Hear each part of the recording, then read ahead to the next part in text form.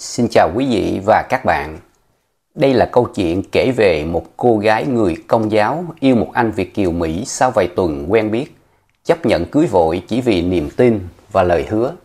Nhưng rồi sau đám cưới ngắn ngủi, người đàn ông bất ngờ biến mất, bỏ lại cô đơn độc nuôi con suốt nhiều năm trời. Trong hành trình đầy nước mắt ấy, cô lại gặp một người đàn ông khác, chân thành hơn, tử tế hơn. Câu chuyện tưởng chừng khép lại, nhưng số phận lại sắp đặt những tình huống không ai ngờ tới. Yêu, phản bội, tha thứ, ai sẽ là người hạnh phúc, ai sẽ là người nuối tiếc, lời xin lỗi muộn màng, giọt nước mắt dồn nén, ai sẽ là người rơi nước mắt cuối cùng.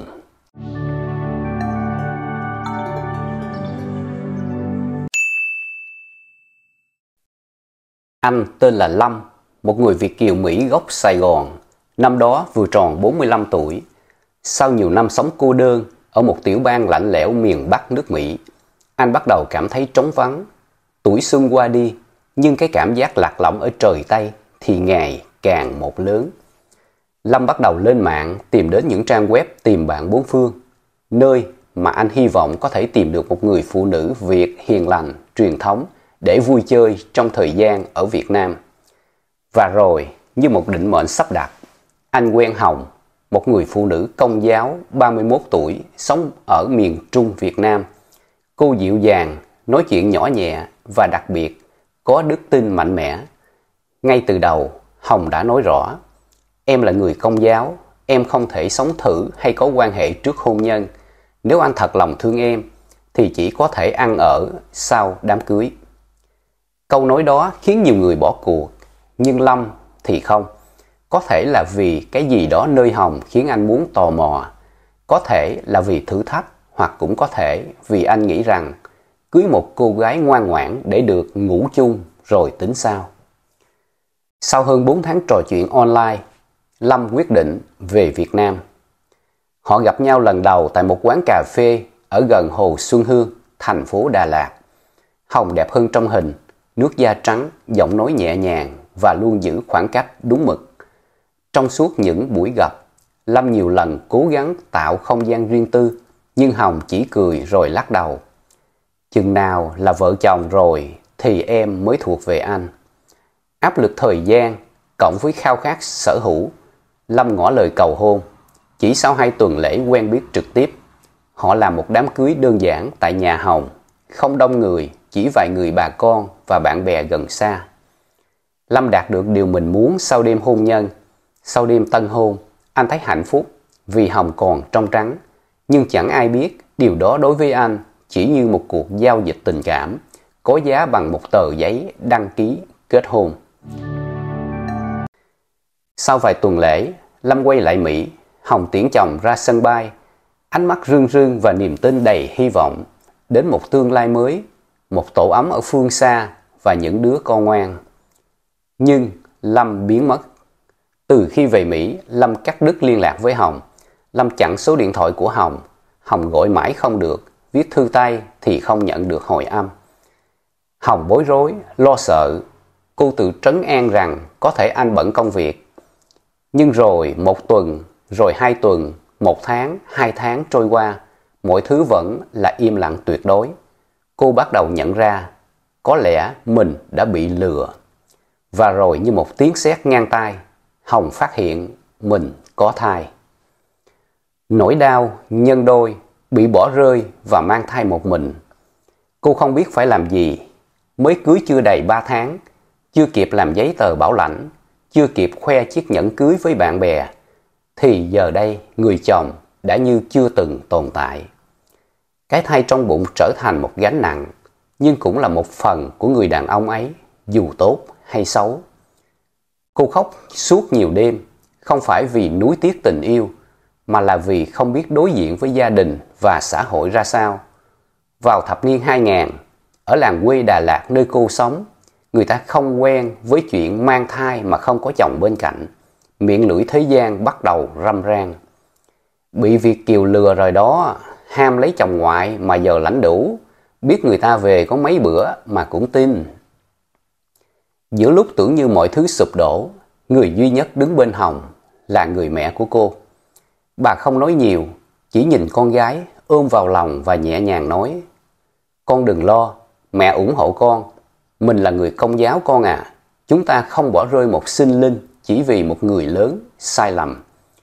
Họ đàm tiếu thì mặc họ, mẹ luôn ở đây bên con."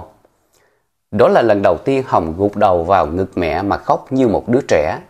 Giữa bao nhiêu đắng cay, tình mẫu tử là thứ duy nhất không đổi thay. Người mẹ ấy không học cao, không hiểu rộng, nhưng bà hiểu một điều lớn lao hơn bất cứ điều gì khác, đó là làm mẹ. Và rồi Hồng quyết định giữ lại đứa bé. Không phải vì cô còn yêu người đàn ông kia, mà vì cô không nỡ dứt bỏ đi giọt máu của mình. Thai kỳ không dễ dàng, Hồng ốm nghén nặng, mệt mỏi cả về thể xác lẫn tinh thần. Nhưng mỗi khi cô muốn buông xuôi, bàn tay mẹ lại siết lấy tay cô thì thầm: "Cố lên con, mỗi đứa trẻ là một phép màu." Và rồi ngày đó cũng đến. Trong một buổi sáng se lạnh tại Đà Lạt, một bé trai khỏe mạnh cất tiếng khóc chào đời. Hồng đặt tên con là Minh Đức, mong con lớn lên sẽ sống tử tế, có lòng nhân hậu và ánh sáng trong tim, dù cuộc đời con bắt đầu không có cha bên cạnh. Bé Minh Đức ra đời không phải là kết thúc của một sai lầm, mà là sự khởi đầu của một hành trình mới, của tình yêu thương, lòng hy sinh và cả sự hồi sinh từ đổ vỡ. Cô chăm con bằng tất cả tình yêu của một người mẹ đơn thân. Những năm đầu, cuộc sống không hề dễ dàng. Vừa đi làm thuê, vừa nuôi con nhỏ, vừa né tránh miệng lưỡi người đời. Nhưng đổi lại, cô nhận được sự bao bọc đầy bao dung của mẹ, người vẫn luôn lặng lẽ bên cô, như một bóng mát hiền lành giữa bầu trời nắng gắt. Một buổi sáng đầu năm, trong khi đi chợ với mẹ, Hồng tình cờ gặp một người đàn ông trung niên, dáng dấp cao ráo, gương mặt hiền từ, nói năng từ tốn. Ông ta giúp mẹ cô nhặt đồ rơi khi bà vấp ngã và hỏi han một cách nhẹ nhàng và lễ phép. Anh tên là Dũng, 52 tuổi, anh là người mới về, sống ở thị trấn gần đó. Dũng không nói nhiều, không khoe khoang, chỉ lặng lẽ giúp đỡ những điều nhỏ nhặt như thay bóng đèn, sửa cánh cửa, đưa Minh Đức đi học khi trời mưa. Anh sống như một người bình thường, đi xe máy, ăn cơm quán bình dân và luôn chào hỏi mọi người bằng một nụ cười ấm áp. Phải mất gần một năm, Hồng mới dần nhận ra người đàn ông này không giống ai cô từng quen biết. Dũng không vội vã, không nói những lời mật ngọt, mà chỉ kiên nhẫn ở bên Hồng như một người bạn, như một người cha tinh thần với Minh Đức. Đặc biệt mẹ Hồng rất quý Dũng. Bà nói: "Hồng ơi, cậu ấy là người tốt, điềm đạm, tử tế, không phô trương. Mẹ thấy cậu ấy và con hợp lắm, con à." Và có lẽ chính vì mẹ ủng hộ, vì Minh Đức cũng ngày càng quấn lấy chú Dũng, nên Hồng cuối cùng đã chịu mở lòng sau gần một thập kỷ đóng cửa trái tim. Hồng kết hôn lần 2 khi đã gần 40 tuổi. Một đám cưới nhỏ đầm ấm, không phô trương, nhưng lần này cô thực sự cười hạnh phúc. Sau khi cưới vài tháng, Dũng mới nói cho Hồng biết: "Em à, anh thật ra là người Mỹ gốc Việt. Anh sống ở Mỹ hơn 20 năm rồi. Trước giờ anh không nói vì không muốn em nghĩ anh giống cái người đàn ông đã từng làm em tổn thương." Hồng sững sờ, cô không biết nói gì, chỉ cảm thấy một sự biết ơn sâu sắc. Vì có lẽ ông trời đã gửi đúng người đến, đúng vào thời điểm mà cô đủ mạnh mẽ để nhận ra đâu là người thật lòng. Vài tháng sau, Dũng bắt đầu làm hồ sơ bảo lãnh vợ và con riêng của vợ sang Mỹ định cư. Một cánh cửa mới mở ra, không phải vì giấc mơ Mỹ, mà là vì một ngôi nhà thực sự, nơi tình yêu, sự tha thứ và những vết thương cũ được chữa lành bằng sự chân thành từ người chồng mới. Sau gần một năm chờ đợi hồ sơ bảo lãnh, cuối cùng Hồng và bé Minh Đức cũng được sang Mỹ, đoàn tụ cùng anh Dũng, người chồng thứ hai đã chờ đợi họ với một mái nhà nhỏ giản dị nhưng ấm áp. Trong căn nhà nhỏ giữa lòng khu Sài Gòn nhỏ, khu Lý Đô Sài Gòn ở quận Cam, tiểu bang California, mọi thứ đều mang hơi thở Việt, mùi cơm nóng, giọng nói thân thương và tiếng cười của một đứa trẻ bắt đầu học tiếng Anh lơ lớ. Thời gian trôi qua, Hồng xin được việc làm tại một tiệm nail gần nhà. Dù vất vả nhưng cô vẫn cảm thấy hạnh phúc, bởi đây là lần đầu tiên sau nhiều năm, cuộc sống của cô không còn nỗi lo sợ hay bất an. Minh Đức đi học và hòa nhập rất tốt. Cậu bé ngày càng lanh lợi, yêu quý Dượng Dũng như cha ruột và Dũng xem Minh Đức như máu mủ của mình. Gần 2 năm sau ngày Hồng đến Mỹ, một bé gái ra đời trong tình yêu trọn vẹn. Một bé gái xinh xắn lớn lên trong vòng tay yêu thương của cả cha, mẹ và anh trai. Minh Đức trở thành một người anh đầy trách nhiệm. Cậu bé dắt em đi học, dạy em nói tiếng Việt và thỉnh thoảng hỏi mẹ những điều mà Hồng không biết trả lời. Mẹ ơi, ba ruột của con là ai hả mẹ? Những câu hỏi đó khiến Hồng im lặng. Cô không muốn con mình lớn lên trong thù hận hay tiếc nuối. Nhưng cô cũng không giấu, cô chỉ nói, ngày nào đó con sẽ hiểu con ạ.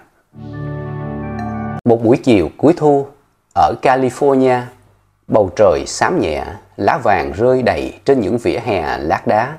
Gió se lạnh, thoang thoảng mùi bánh mì nướng từ một tiệm người Việt gần chợ Á Đông. Ngày hôm đó, Hồng cùng con trai Minh Đức lúc này vừa tròn 18 tuổi, ra ngoài mua đồ về nấu một buổi tiệc nhỏ, một bữa cơm đặc biệt để mừng Minh Đức tốt nghiệp trung học tại Mỹ. Một cột mốc quan trọng trong đời cậu bé mà Hồng từng ôm ấp nuôi nấng một mình giữa giông tố của quá khứ. Sau khi chọn xong vài món thịt và rau cho bữa tiệc, Hồng cùng Đức rẽ vào lối bên phải của khu chợ. Đúng lúc đó, Minh Đức va phải một người đàn ông bước ra từ tiệm phở kế bên. Ồ, con xin lỗi chú ạ. Minh Đức lễ phép nói. Người đàn ông đứng sững lại, đôi mắt nhìn cậu trai trẻ với vẻ sửng sốt khó hiểu. Hồng quay lại và đứng chết lặng. Là anh ta. Người đàn ông đã lừa gạt cô, người đã phá vỡ đời con gái của cô, bỏ cô trong lúc mang thai để cô sinh con một mình. Người mà Hồng từng khóc suốt bao ngày và giờ đây đứng trước mặt cô, già hơn, mỏi mệt hơn, ánh mắt lặng thinh đầy ngỡ ngàng. Im lặng và vỡ òa trong tim, Minh Đức đứng nhìn người đàn ông rồi nhìn mẹ. Ánh mắt của Hồng không giấu được cơn chấn động. Quá khứ, hiện tại và tương lai đứng đối diện nhau giữa buổi chiều lặng gió. Người đàn ông mở lời trước bằng một giọng run run. Hồng, là em thật sao? Rồi quay sang Đức. Cháu năm nay bao nhiêu tuổi rồi? Minh Đức đáp gọn. Cháu 18. Ủa, sao chú hỏi vậy? Hồng cố giữ giọng bình tĩnh. Đi thôi con, mình còn phải về nhà nấu ăn cơm tối. Nhưng người đàn ông tiến đến. Em, đây là con của anh đúng hay không? Hồng không đáp. Cô quay phát đi, nắm chặt tay Minh Đức rồi bước thật nhanh về phía bãi đậu xe. Người đàn ông kia bước vội theo, vừa đi vừa lắp bắp. Khoan đã Hồng ơi, em cho anh biết sự thật được không? Nhìn thằng bé, anh không thể nào không cảm nhận được. Nó giống anh lắm, giống ánh mắt, giống khuôn miệng.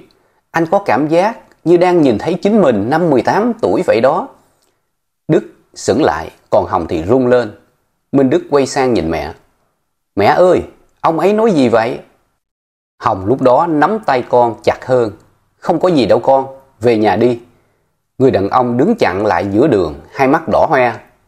Hồng ơi, làm ơn, em đừng im lặng nữa. Nếu thằng bé là con anh xin em, cho anh một cơ hội gặp con được không? Anh sai, anh rất sai, nhưng đừng trừng phạt đứa bé, nó không có lỗi.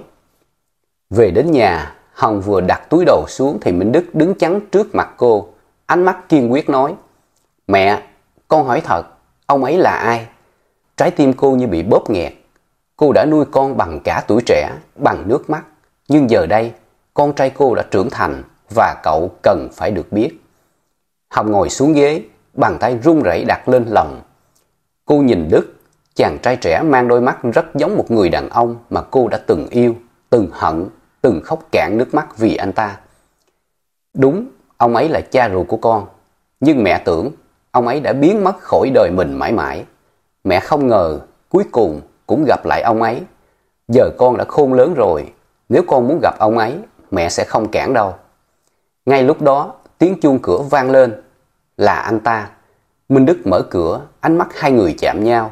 Anh ta đã theo họ về tận nhà, mặt đẫm mồ hôi, hơi thở hổn hển, nhưng ánh mắt thì tha thiết.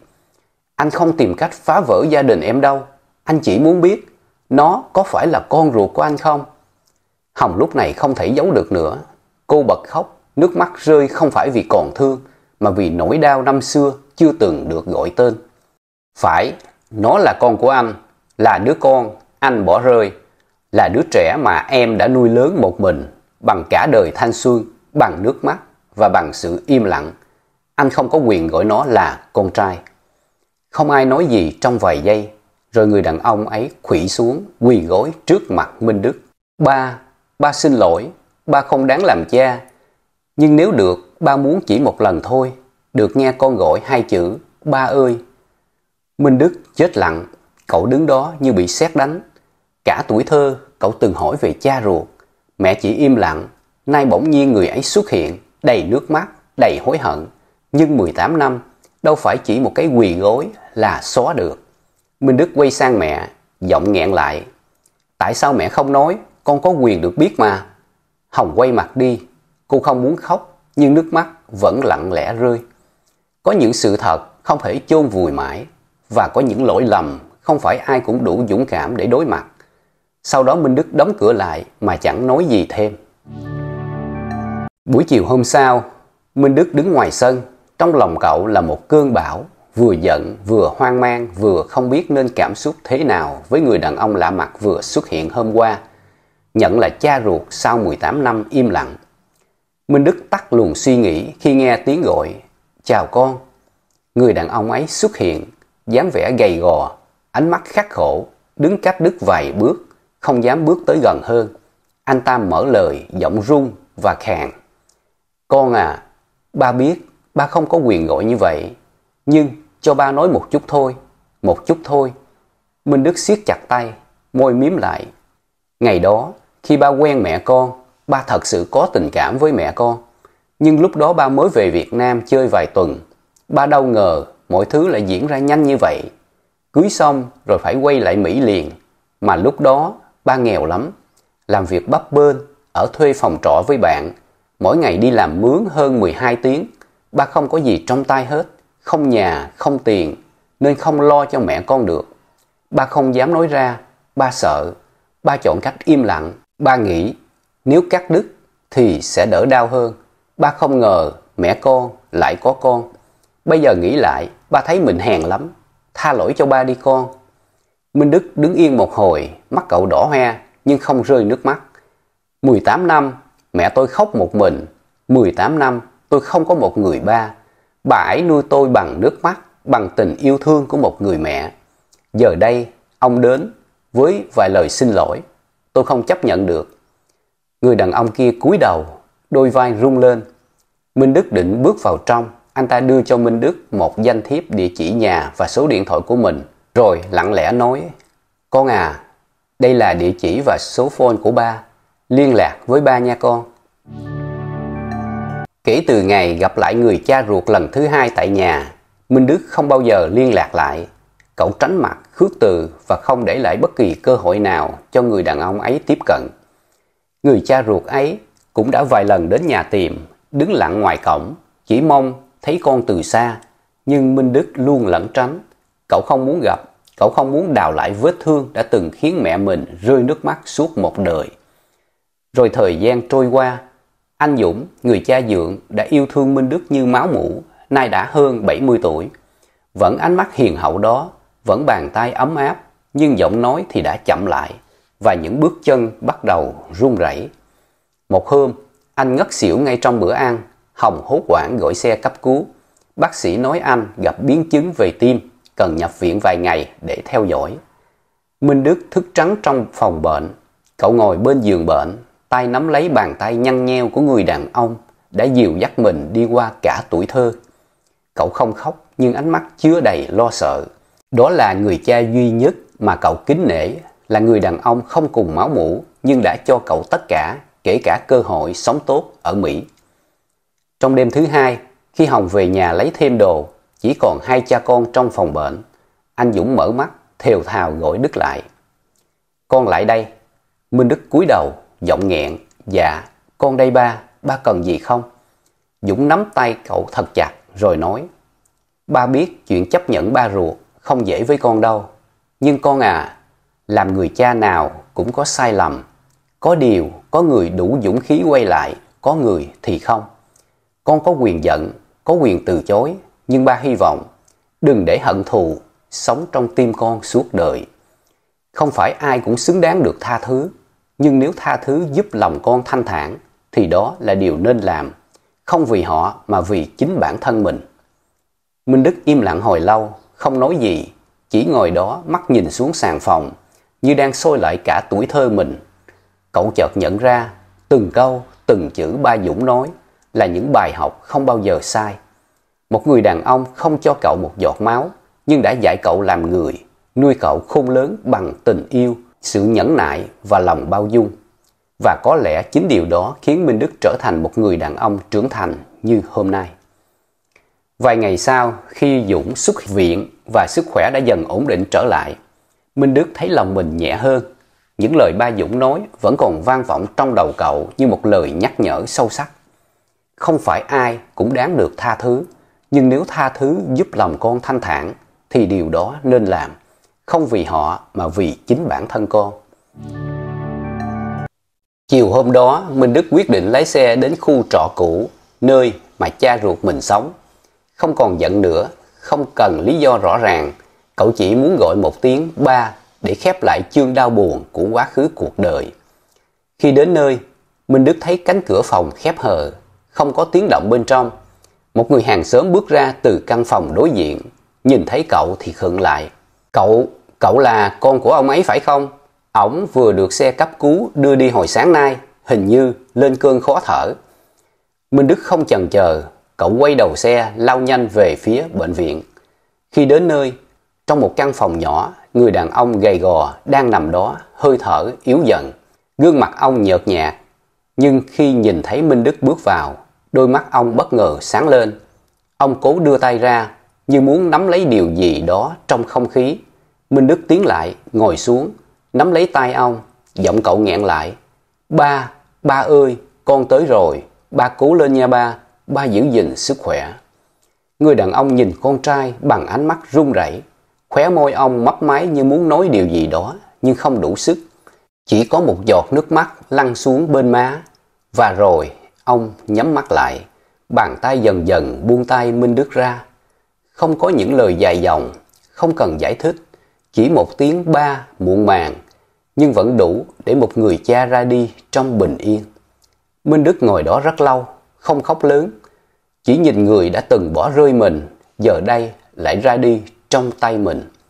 Cậu hiểu, tha thứ không xóa được quá khứ, nhưng nó giúp trái tim cậu nhẹ hơn và giúp người kia thanh thản hơn.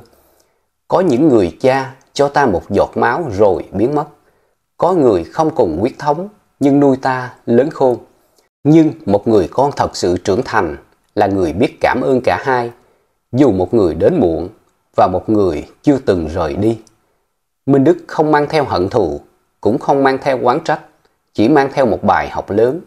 Tha thứ không phải để ai đó xứng đáng, mà để chính mình được bình an.